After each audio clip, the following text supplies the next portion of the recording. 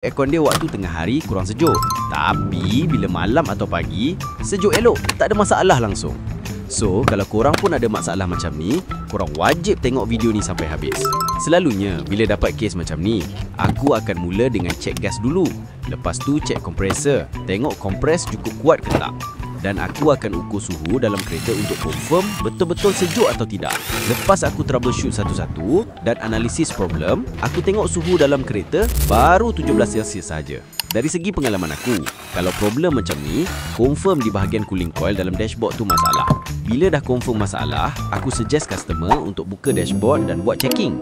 Dan ambil masa tak lama, owner terus buat keputusan nak proceed repair. Owner ni memang mudah. Bagi aku masa sampai 2 hari untuk siapkan kerja. Bayangkan, dia datang dari Kedah semata-mata nak hantar kereta dekat aku supaya boleh selesai masalah aircon kereta dia. Bila aku buka cooling coil dan tarik keluar, penuh dengan debu, lembab, berlendir. Inilah punca sebenar kenapa aircon dia jadi kurang sejuk. Bila coil macam ni, udara memang tak boleh lalu elok. Sebab tu waktu tengah panas, aircon terus drop sejuk. Bila conditions cooling coil dah macam ni, aku bagi owner 2 pilihan.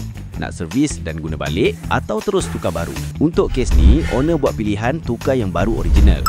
Kalau cooling coil korang pun dah jadi macam ni dan kereta pula umur 10 tahun, aku memang recommend korang tukar baru. Sebab kalau pasang balik yang lama, risiko nak bocor tu sangat tinggi. Bila bocor nanti, korang terpaksa keluarkan kos sekali lagi untuk buka dashboard dan buat kerja yang sama 2 kali.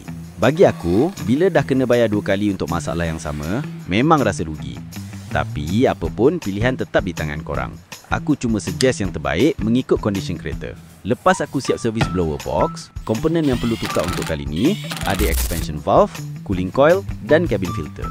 Mana-mana part yang masih elok, aku memang akan bagi customer guna dulu. Tak perlu tukar kalau tak rosak. Kecuali kalau customer sendiri request nak buat sekali jalan semua bagi elok, baru aku tukarkan poin mana yang nak rosak pula atau yang dah sampai jangka hafat.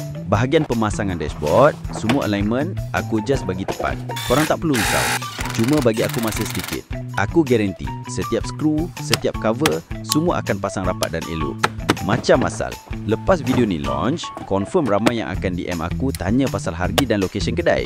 Untuk spek repair macam ni, korang standby wang warna purple 7 keping sampai 9 keping pun dah cukup untuk buat aircon sejuk beku balik dengan AC Tech.